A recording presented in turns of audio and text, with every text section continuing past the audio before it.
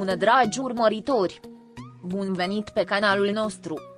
Te afli la adresa potrivită, unde poți accesa instantaneu cele mai recente știri.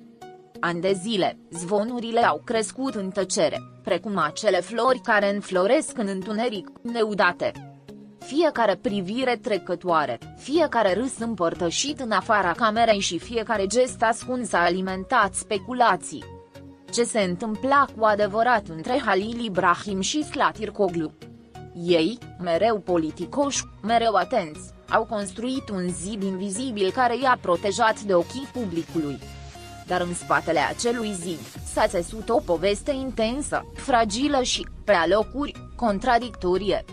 Complicitatea dintre cei doi a transcendut scenariul și, deși nimeni nu a confirmat-o, toată lumea a simțit-o. 4 ani au fost suficienți pentru a transforma acel mister în legendă. De la prima lor apariție împreună pe ecran, chimia a fost incontestabilă. Nu a fost nevoie să forțeze gesturi sau să simuleze emoții. Ceea ce a văzut publicul a fost atât de natural încât a fost imposibil să nu crezi că se întâmplă altceva în culise. Totuși, de fiecare dată când erau întrebați despre asta, răspundeau cu eschive perfect repetate. Zâmbeau, se priveau unul pe altul și strecurau un răspuns fără a specifica nimic. Acest joc al ambiguității a devenit parte a farmecului. O coregrafie tăcută la care amândoi erau experți. În spatele ușilor închise, însă, povestea era foarte diferită. Ceea ce publicul nu a văzut au fost conversațiile de la miezul nopții, îndoielile, deciziile dureroase. Halil Ibrahim, mereu rezervat, își pozea emoțiile cu precizia unui poet rănit. Slatir Coglu, la rândul ei, încerca să-și împace pasiunea cu greutatea expunerii media. Amândoi doreau să protejeze ceea ce era al lor, chiar dacă asta însemna să-l ascundă. Și nu este ușor să iubești când povestea ta de dragoste devine divertisment pentru milioane de oameni. Secretul nu era o strategie. Era o necesitate. Într-o lume în care orice gest poate fi interpretat greșit, păstrarea în siguranță a problemelor intime devine un act de rebeliune. Știau că, dacă o vor face publică, relația lor nu va mai fi a lor. De aceea au decis să tacă. O tăcere care i-a durut, dar i-a și unit. Pentru că în acea rezervă comună, și-au jurat loialitate unul altuia fără să scoată un cuvânt. Au existat momente de criză. Distanțe care s-au deghizat în angajamente de serviciu, priviri evazive care odinioară fuseseră mângâieri vizuale. Zvonurile altora, cerințele muncii și presiunea constantă au subminat spontaneitatea întâlnirilor lor. Dar chiar și așa, ceva a ținut conectați. Un fel de fir invizibil care nu se rupea, oricât de tensionat ar fi fost. Poate era dragostea. Poate era ceea ce mai rămăsese din ea. În acei 4 ani, au existat întâlniri secrete. Locuri unde blițurile nu puteau ajunge, momente furate între ședințe foto, călătorii neconfirmate. Și deși nu a existat niciodată o fotografie clară, a existat întotdeauna acea intuiție colectivă că exista ceva mai mult. Cei mai atenți urmăritori au observat detalii care i-au unit. Un e-mail, un cuvânt comun, o dedicație voalată. Ca piesele unui puzzle care nu a fost niciodată asamblat complet.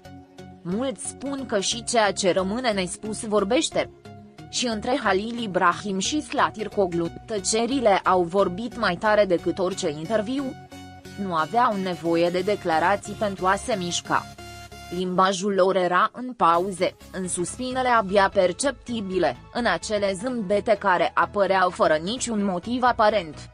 Comunicau cu o intensitate pe care doar adevărații îndrăgostiți o cunosc. Și publicul, deși fără dovezi, a simțit-o în sufletele lor. Anii au trecut, iar relația s-a schimbat. Nu mai erau la fel. Au crescut, s-au maturizat, au devenit mai puternici, sau poate mai distanți. Unii susțin că continuă să se vadă în secret, că dragostea lor încă arde sub cenușă. Alții cred că a fost o poveste de dragoste care nu s-a materializat niciodată pe deplin. Dar singurul lucru cert este că ceea ce au trăit și-a lăsat amprenta. Nu te poți preface atât de mult timp fără să existe ceva real în spate. Acum, că amândoi strălucesc separat, întrebarea rămâne: ce s-a întâmplat cu adevărat între Halil Ibrahim și Zlatirkoglu? Nimeni nu știe sigur. Și poate că aceasta este adevărata esență a poveștii lor. O relație care nu a fost niciodată explicată, dar pe care toată lumea și-o amintește. O iubire care a fost trăită în tăcere și, tocmai din acest motiv, a devenit de neuitat. Poate că într-o zi vor vorbi. Dar misterul face deja parte din mit. Un final fericit nu este necesar pentru ca o poveste să fie frumoasă.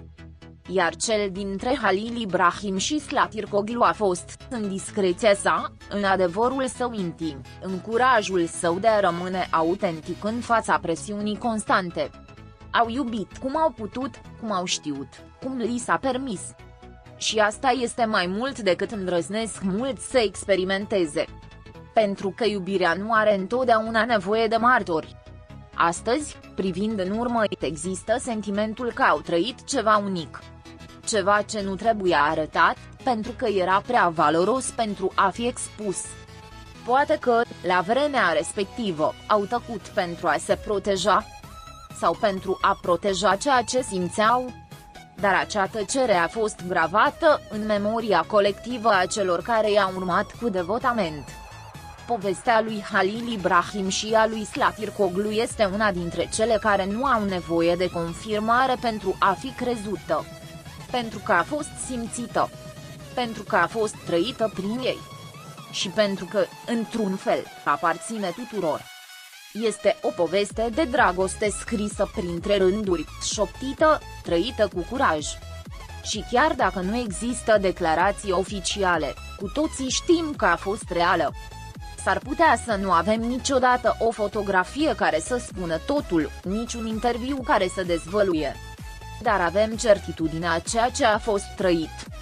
Și acea certitudine, născută din tăcere, este mai puternică decât orice cuvinte. Halil Ibrahim și Zlatirkoglu ne-au învățat că uneori dragostea se trăiește în șoaptă, dar cu toată intensitatea din lume. Și așa, între secret și suspin, au rămas timp de 4 ani lungi. 4 ani de priviri care au spus totul. 4 ani dintr-o poveste care nu a fost niciodată scrisă, dar pe care nimeni nu o va uita vreodată. Pascali.